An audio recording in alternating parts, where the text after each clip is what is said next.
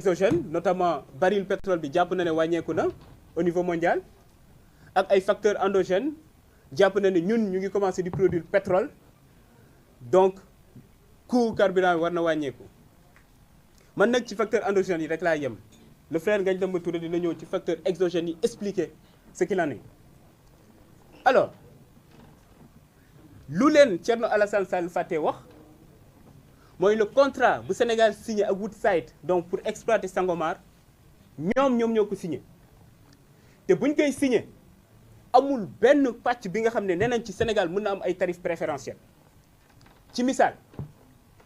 Sénégal lu muy jëndee pétrole su naree jënd pétrole si Woodside ce sera au même titre que la France ce sera au même titre que les États-Unis ce sera au même titre que l'Allemagne la Chine qu'importe donc disons n'importe quel pays ñun ak ñoom ñooy yem ni ñu jëndee pétrole foofu noonu moom il le sait très bien et pire encore ñun suñuy jënd foofu noonu sax ce sera en devise étrangère donc yow soo bëggee jàkkaarloog sénégalais yi di leen naan puisque ñu ngi produire pétrole léegi dañoo war a carburant bi dafa war a wàcc te yow sa jëmmi bopp xam nga ne yéen a signé contrat yooyu noonu ñaar moo ci mën a am soit nga ñàkk a xam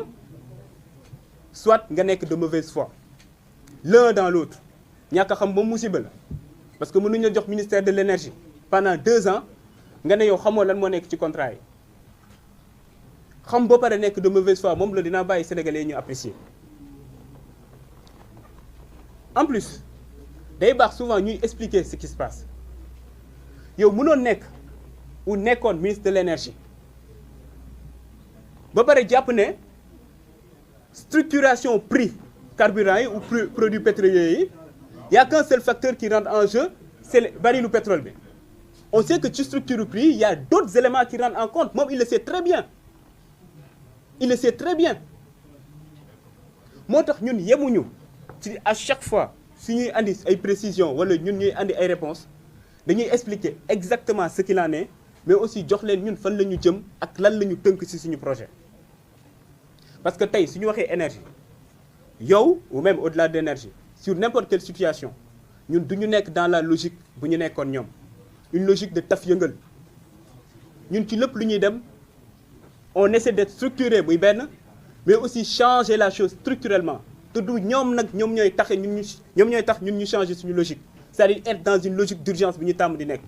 ñun on va rester dans une logique où tout est planifié réfléchi xam fan la ñu jëm ak fan la ñu bëgg a jëmale sénégalais yi ba tax na tey soo jëlee secteur bu mu doon wax léegi par rapport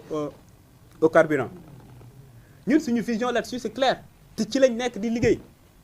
soo xoolee les mesures conjoncturelles lu ñu jël kese au niveau de la SAR xam ngeen SAR avant su doon importer le fuel tonne bu nekk da ci doon fay benn prime fixe de $52 parce que amuloon appel d'offre léegi bu Bassirou Diomaye Diakhar Faye excès dañoo ne léegi day am appel d'offre suñuy importer loolu noonu permettre nañ prime fixe boobu doon di jar $52 ça coûte entre $20 et $30 aujourd'hui ça c'est factuel yemuñ ci la capacité de raffinage de la SAR tey c'est entre 1,5 million de tonnes annuellement 1,5 million de tonnes et ñun on sait que notre besoin c'est autour de 3 millions de tonnes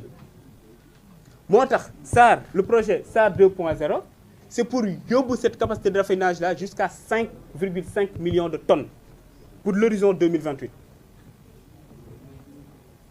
xam nga loolu noonu c'est clair leer na lii mooy suñu position parce que dafa am lenn li nga xam ne il faut ñu ciy revenir suñu wax par exemple énergie xam nga France par exemple su ma jëlee exemple pays bu mel ni France ñoom seen taux d'indépendance énergétique dafa demoon ba wàcc à 55% tout de suite ñu def commission d'enquête parlementaire en mars 2023 où ils ont appelé anciens ministres de l'énergie yëpp ak même parfois ay présidents pour laajte leen yan politique ngeen mëne bu tax suñu politique ou suñu taux d'indépendance énergétique wàcc ci misaal suñu wax taux d'indépendance énergétique mooy nga jël rapport entre énergie primaire yi nga xam ne ñun dañ koy produire ci suñu dëkk par rapport aux énergies primaires yi nga xam ne dañ koy consommer suñu waxee énergie primaire nag ñaari type d'énergie primaire moo am les énergies de stock mooy charbon par exemple le gaz le pétrole l'uranium etc. les énergies qui ne sont pas renouvelables à l'échelle humaine su ñu waxee énergie de flux nag moom moo nekk par exemple énergie solaire muy énergie hydraulique wala énergie éolienne par exemple. Ce sont les énergies renouvelables. Donc yow à chaque fois soo bëggee xam yow sa taux d'indépendance énergétique da ngay def le rapport entre yow énergie primaire yi nga xam yaa ngi koy produire chez sa dëkk par rapport à l'énergie ou aux énergies primaires yi nga xam moom la ñu consommer. te lu tax loolu am solo mooy tey suñu la ne am nga souveraineté côté énergétique ça veut dire que yow sa économie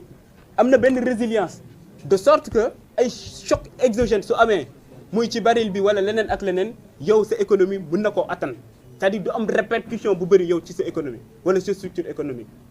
ñun foofu la ñu jëm ak yéen.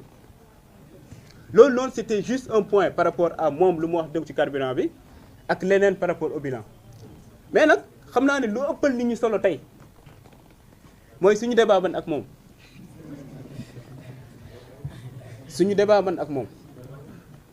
parce que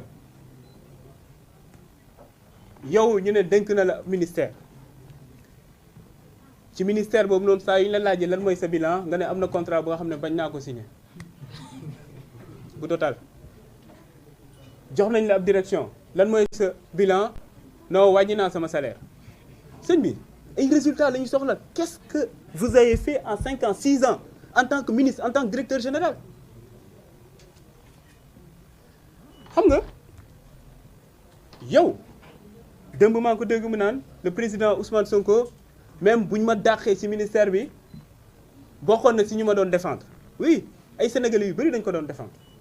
parce que ñun njort bu rafet la ñu amoon ci moom mais bu ñu egsee aux affaires ba gis fu mu jaar moom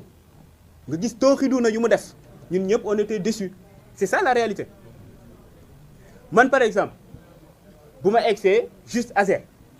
ma cité exemple OS Mina Thierno Alassane Sall ñu ngi ko nommé ministre de l'énergie en juin 2015 décembre 2015 donc 6 mois après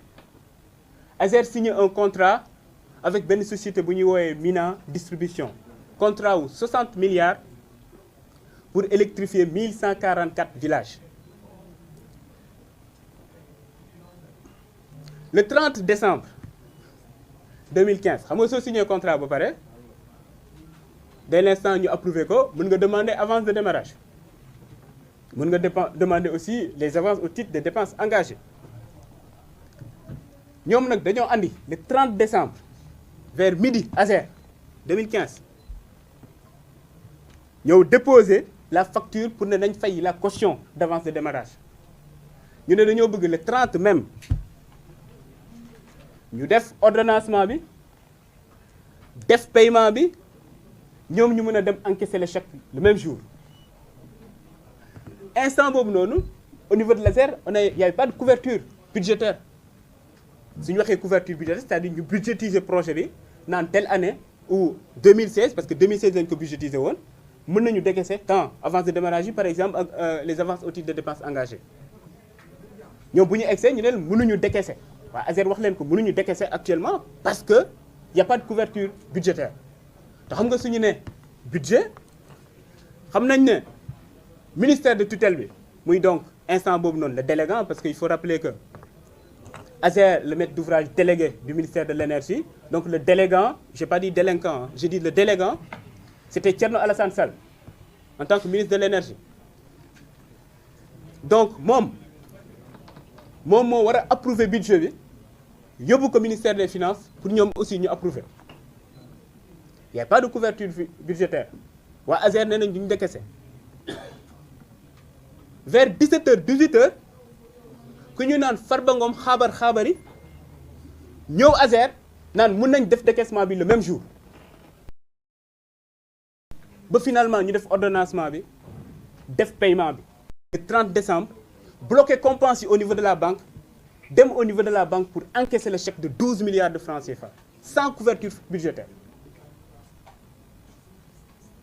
Farba Ngom lu ci yoonam nekkul ministre de l'énergie bokkul sa ci ministère bi lan moo war a tax moom Farba Ngom moom moo war a ñëw ASER ba li nga xam ne nee nañ duñ ko décaisser parce que y a pas de couverture budgétaire moom mu tax ñu décaisser ko moo tax souvent suy wax ne laal nga ma laal suñu xel mën na ci ñaaw tuuti mën nañ ñaaw njort parce que effectivement il était acteur en tant que ministre de l'énergie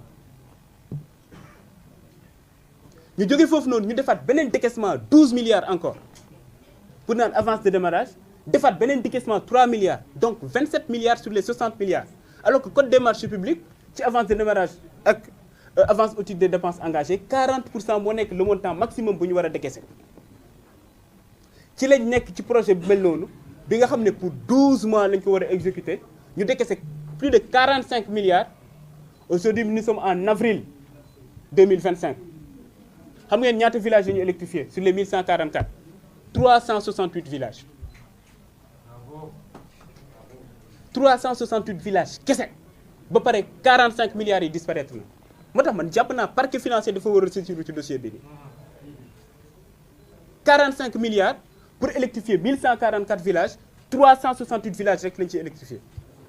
ça c'est factuel lii ab scandale la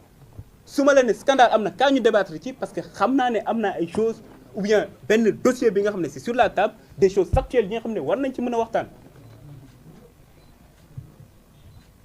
yow au lieu de ça nga ne par contre Azer am na scandale ma ne la lan mooy scandale bi nga ne yow da nga fekk ñi signé contrat bu yàgg nga jël contrat boobu noonu renégocier ko fu ñu waroon électrifier 1500 villages nga yóbbu ko 1740 villages nee na loolu mooy scandale fu nga fekkee benn contrat mu am ay surfacturation yow nga ne surfacturation duma ko nangu dindi ces surfacturation là nee na loolu scandale la fu nga fekkee contrat bi nga xam ne yow jàpp nga ne financement bi yëpp presque dañoo nar a importer ay affaire nga ne dañuy exiger que 50% du financement reste au Sénégal Thierno Alassane Sall nee na loolu ab scandale la contrat bi nga xam fekk nga ñu signé ko ngeen waxtaan pour dugal ci ay affaire alternance moom nee na loolu scandale la c'est ça c'est factuel ñun nag ci dossier yii nii lañ koy woo pour moom mu ñëw ñu débattre ci parce que nag il faut comprendre sa logique c'est que même bu ñuy nekk ak moom ci opposition bi il a toujours joué ce jeu là à chaque fois fu opposition bi booloo woon par exemple ci benn sujet bi nga xam ne arrangé wul Macky Sall moom dina gën a def benn diversion bi nga xam ne ça c'est l'affaire de Macky Sall su ñu waxee démocratie 4 temps la le temps d'élection délibération décision ak reddition des comptes ñun temps reddition des comptes lañ nekk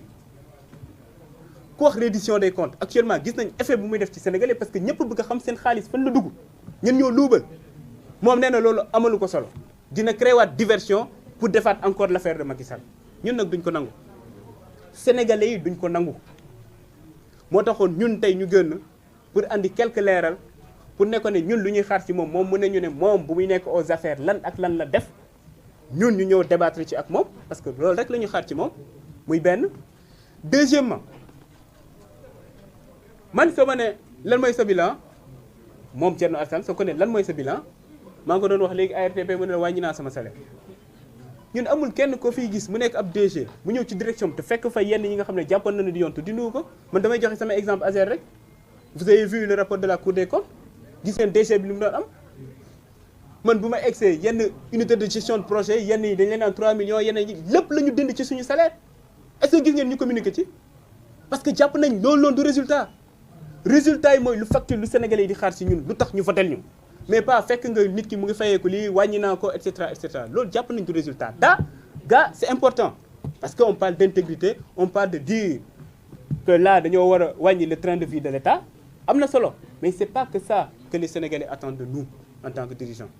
moom aussi Sénégalais nekk loolu lañ doon xaar ci moom lu ñu doon xaar ci moom mooy poste yu ñu ko dënkoon yan jéego la fa def mais pas que bëgg a gën a naan sama bilan mooy signé wu ma tel contrat sama bilan mooy wàññi naa sama salaire ñu ngi koy xaar ci yeneen point nag parce que le frère Ngagne Demba Touré dina ci dellu si ci yenn contrat yi nga xam ne signé nag jàpp nañ sa moo gën a grave yenn yi nga xam ne bañoon na ko signé maa ngi leen di sant di leen gërëm